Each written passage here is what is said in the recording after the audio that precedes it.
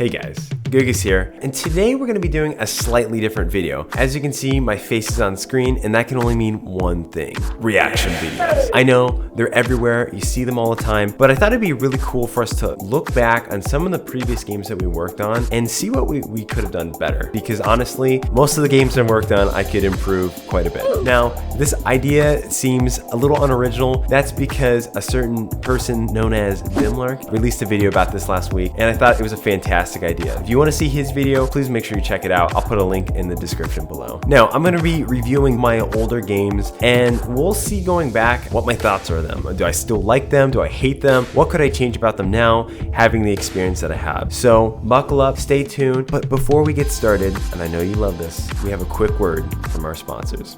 Hit it. Today's video is brought to you by Skillshare. Skillshare is an online learning community with thousands of inspiring classes for creative and curious people. Explore new skills, deepen existing passions, and even get lost in creativity. Whether you're interested in improving your editing skills for your devlogs, or you just want to improve your game dialogue with a creative writing class, Skillshare has it all. One of my favorite classes is Logo Design with Draplin. He really does a great job of breaking down logos and making them feel so simple and easy to understand, and was a super helpful introduction for me for logo design. One thing I really like about it is that there's no ads and they're always adding new classes, so it always keeps things fresh and interesting. I always say that learning is well worth the money, and the great news is that Skillshare is incredibly affordable. A huge part of game development is self-learning. And there's nothing better than actually getting better. And accomplishing growth is extremely satisfying, and Skillshare's online classes make it possible. And for the first 1,000 of my subscribers to click the link in the description, you will get a free trial of Skillshare Premium membership, so you can explore your creative side. Okay, our first game today is Blizzard Blowout 64. You guys knew I had to do it. It's honestly one of my favorites, and I just wanted to see if it holds up to the same standard that I thought it was when I originally released it. So, without further ado, we're gonna get started here. And I have to say the UI is pretty polished. This isn't about me tooting my own horn. I'm just impressed that I had the time to do it. The music, all right. I'm gonna say that this song is still one of the best songs I've ever composed. I even rap in it. Like, come on, you know I have to like it. And this was for the Great Winter Game Jam of 2020. Ooh, that was terrible. This is pretty much Super Monkey Ball. All right, no, I'm not fooling anyone. Why? This every single time I try. It's the worst lyrics, guys. Worst lyrics. And I have to say, for my first 3D game, I'm impressed by everything. Oh, okay. That's something I'm not impressed by. For some reason, the physics, I don't know whether it's the engine. I don't want to blame the engine because, like I was about to say, this was my first 3D game, and I don't think I properly had the physics when moving the character. So it's not consistent. And that's one complaint I've had from speedrunners of this game. Certain runs will just break because if you get bad RNG and the physics are awkward, you'll clip through a wall or something like that. So it doesn't make it easy for speedrunning. So I think if I was to go back, I would definitely try to, just polish up the controls and the physics.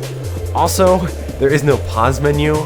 I think I did try to work on a menu for that. I had a pause menu, and you could adjust the music and the volume, because I know people like their settings, as do I, but I don't know if I ever released that. I may have, I can't remember. But that's important, guys. Always think about adding a pause menu. You know, when you're doing a game jam, there's feature creep and all this scope creep, and it's really easy to get caught up and unlock a new character.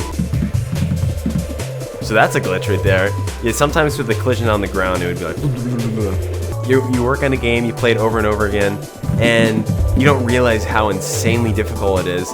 My dad played this game, and it took him, I think, an hour just to clear this level right here. I'm launching too hard. And it's hard. The difficulty curve picks up way too much. Ooh, I almost missed that. Clear. So, just things that you keep in mind in the future. Oh, that was the second to last stage. All right, can I get the final character? No, okay. We'll restart. I want to unlock them all. As you can tell, I already got the elf child. Having the different characters, I feel like it kind of adds some replayability. Like, you got to go back and find all the characters, the secret ones, and I mean, this one right here is not very secret, but And it's one of the coolest ones, Snow Pup. Now this is probably the worst level because it's like just kind of dumb. Like, why would you ever go the bottom way? There's like 2 routes. You can jump, which is the easiest way to do it, and the bottom way is way harder. But it would have been cool if there's a few other mechanics and maybe collectibles, like some coins or stars or something. This penguin is voiced by Bonza, one of the Fear team members here. It's based off of a Fantasy World character, the penguins. Clear. All these characters are kind of based off of that. We had a professional voice actor for this. We had Dark Hooded's dog. Thank you so much. You did a great, phenomenal job. I feel like this was everything I tried to accomplish. It feels like winter. It gets me in the mood for some hot cocoa, so I'm really proud of this accomplishment. I feel like this is the only game on this list that I'm gonna be like this proud of, because some of the other ones are pretty bad. I'm not proud of this level right here, but anyway. Blowout. Time to move on to the next game. Next game is Peaches in the Seven Seas. And I can't move, there we go. The controls are super weird. If I remember correctly, I think this build might even be broken. The UI is a little big. Art style, like looking back on it, oh gosh. Whoa, whoa, whoa. It's not terrible. Okay, no, this is the working version. Okay. Whoa, whoa, whoa, whoa, whoa, whoa. And my guy doesn't even animate when I slash, he just squishes. Which I will say, squash and stretch is huge. Okay, so, as you can tell, buggy game, I can walk backwards. No communication on what to do whatsoever. When you have a short period of time, you really want to focus on polish, and I didn't. I just focused on adding as many mechanics as possible, and also the world's hardest boss, because this guy is literally impossible. Let's see if I can beat him. I absolutely love that sound effect. It's so satisfying. Okay, that's a little stressful. Can I hide over here? Am I good over here? Why even try? Okay, this is where it gets a little stressful. Ah, how are you supposed to dodge? Whoa, whoa, whoa! He's already in his second phase.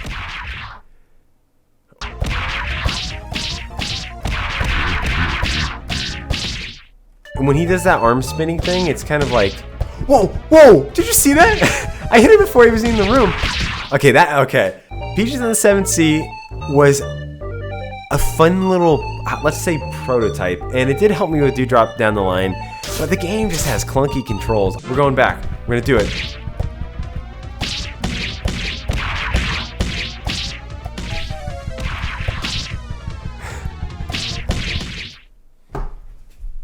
I'm done. Alright, the next game is Badgis. As you can tell by the name, this game is supposed to be pretty goofy. Just climb this wall to get started, guy. Hee. Yeah, I really like saying guy. It's the most impersonal thing you can say when someone's like, hey guy, how you doing? Now, I just want to preface this by saying that all the art, beautiful art, was made by Mashup Games by Ollie. I will say his game was great, and mine was, well, we'll see. Foolish guy, you're falling for my trap again. Do you ever have really cool ideas for a game, and instead of making those ideas, you just make a maze game? I'm a game dev. I should have made something better, but I do think Ollie's art saved the day. Why did they fix it that way? I should have just shortened it. You think I'm lying, don't you? The original idea was to make it more like a Zelda dungeon, and I think that would have been much better. I will say this is one of my favorite things that I've added in the game. When Ollie played through that footage of him being tricked by the door was literally priceless. I love how I can clip and see through. I should have moved out the camera a little bit more. Have you realized the purpose of this maze yet? No. Do you understand what everything means? Most people that play this game didn't, and that's the problem. Basically, the idea is that people would go through this maze on their way home, right? Badgis isn't really bad. Yes, is he? And the idea was that people that had like egos and couldn't get over their pride would be trapped in this maze forever. Here's beautiful words are carven into the grave. Yeah, so there's some other characters I think I missed, but I think the game kind of fell flat. You know, the mechanics are just kind of boring, you know? It's a fun little idea, but if I'm being truthfully honest, I think Ollie kicked my butt, and he made a fun puzzle game. He kind of made a true top-down Zelda game with my characters that were not axolotls, but they did look like them. Yeah, look at, you want to see the outside of the maze? There you go. I wish I would have spent more time. It is a cool thing, like, I'll say this time and time again. It's always fun to see what you can come up with when you have a short amount of time. Looking back at it, the things I like the most are, you know, the humor and the art. And the art was always. So I think if I would add anything different, I'd make it more like a Zelda dungeon. You know, let's finish this up and hop on to our next one, shall we? All right, now this may seem like a little bit of a strange one to talk about, but this is Wizbirds Online. Now this MMO was made in Construct 2.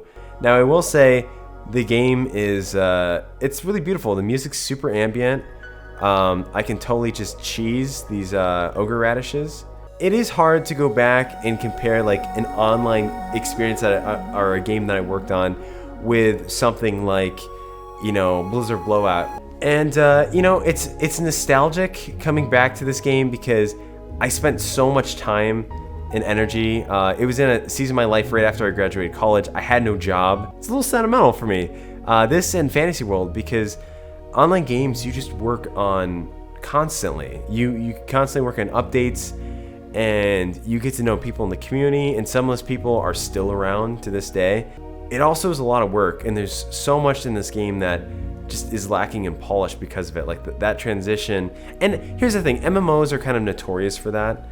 Ooh, that bee kind of reminds me of someone. I know a lot of people go back to their games. Hey, someone's on. What's up, dude?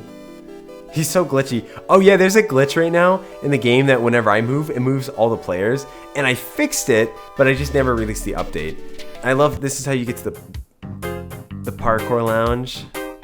Yeah, though I think I'm a little too high of